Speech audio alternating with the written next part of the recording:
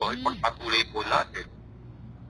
Ang akala ng bata, ang title ay at nakita ang aking tuhod. Ayan po. Dahil sa bata pa ako noon, inisip ko tuloy kung bakit kaya bibigyang pansin pa ng Diyos ang tuhod natin. Nag-isip yung bata, ano po? Nag-isip yung bata na bakit kailangan pang bigyan ng pansin ng Diyos ang tuhod. Samantalang hindi naman yan ang naging title ng sinulat ni Doti. Dahil nga sa kamusmusan ng kaisipan, ay ayun ang naisip niya. Ituloy natin. Alam ko ang nais iparating ng nanlulupaypay o ng